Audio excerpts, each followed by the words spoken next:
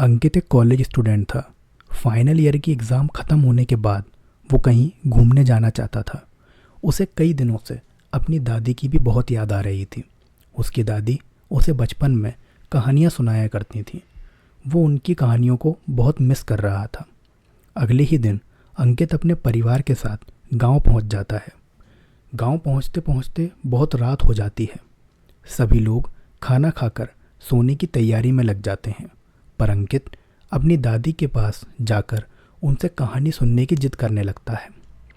Mummy papa के लाख समझाने के बाद भी वो अपनी जिद पर अड़ा रहता है और दादी के कमरे में जाकर उनके पास बैठ जाता है। दादी अंकित को कहानी सुनाने के लिए राज़ी हो जाती हैं और दादी अपने कमरे में ही रखी हुई लालटेन की रोशनी को थोड़ा कम करते हुए अपनी कहानी की शुरुआत करती हैं। वो कहती हैं, कई बरसों पहले की बात है जब ज़मींदारों का ज़माना हुआ करता था। माधव नगर नाम का एक गांव हुआ करता था। गांव के पास नदी होने के कारण जल और स्थल दोनों मार्गों से व्यापार हुआ करता था और इसी व्यापार के कारण गांव में संपन्नता थी।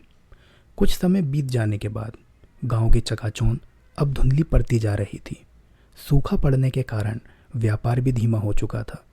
गांव वाले इस बात से बहुत परेशान थे और एक दिन सभी गांव वाले जमींदार के पास पहुंच जाते हैं।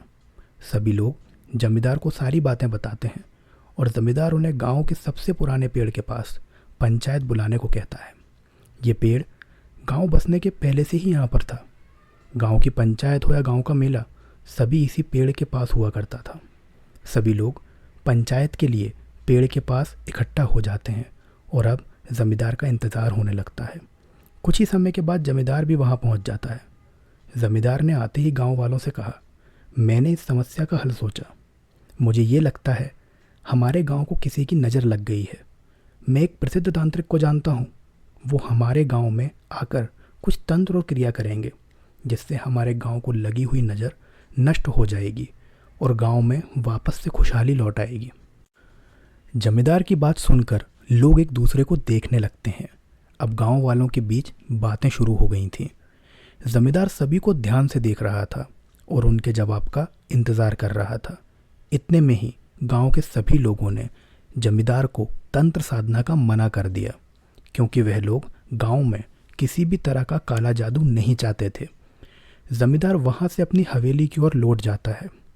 जैसे जैसे समय बीतता जा रहा था, गांव वालों की परेशानी और भी बढ़ती जा रही थी। गांव के लोग एक बार फिर जमींदार के पास जाते हैं।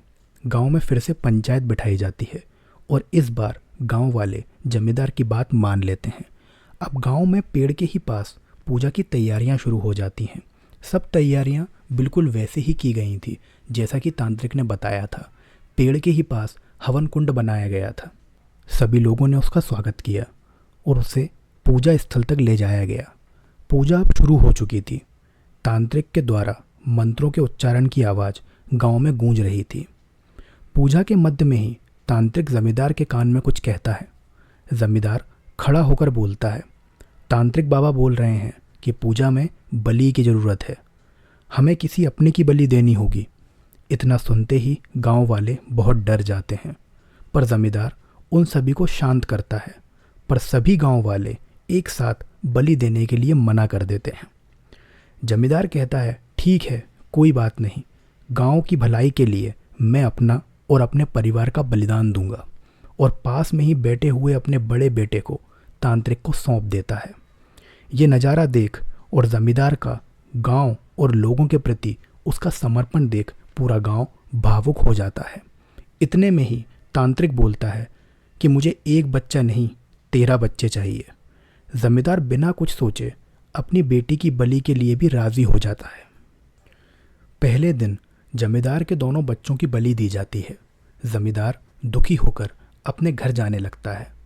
जमींदार का गांव के प्रति समर्पण देख अब सभी गांव वाले भी अपने बच्चों की बलि देने के लिए राज़ी हो जाते हैं।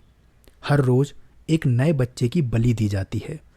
13वें दिन अपना बच्चा तांत्रिक और जमींदार को सौंपते वक्त गांव वाले जमींदार और तांत्रिक के बीच की बातें सुन लेते हैं।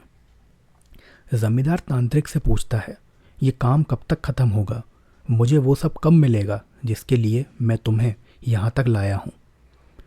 याद रखो तांत्रिक, अगर मुझे वो सिद्धि नहीं मिली जिसके लिए मैंने ये सब किया है तो मैं तुम्हें भी नहीं छोड़ूंगा। तांत्रिक जमींदार से कहता है, मैंने तुमसे कहा था जमींदार, ज़्यादा लालच मत करो।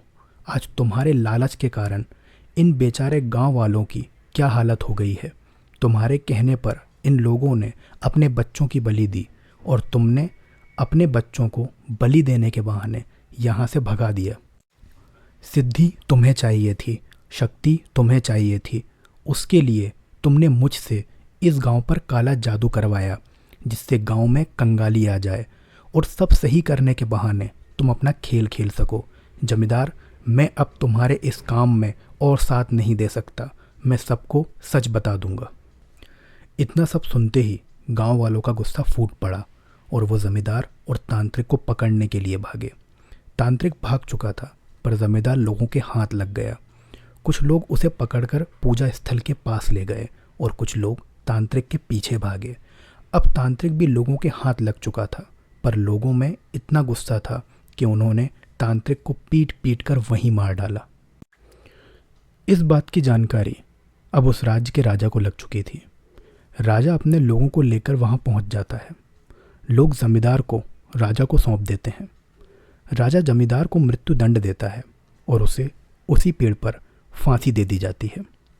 राजा अपने राज्य के प्रसिद्ध तांत्रिक को बुलवाकर जमींदार की आत्मा को उसी पेड़ पर बंधवा देता है जिससे वो आत्मा गांव वालों को परेशान न करे। दादी अंकित से कहती हैं, जमींदार की महत्वाकांक्षाओं की वजह से उसे और गांव वालों को इतनी भारी कीमत चुकानी पड़ी। दादी अंकित को कहती हैं, ये कहानी मैंने मेरी माँ से सुनी थी।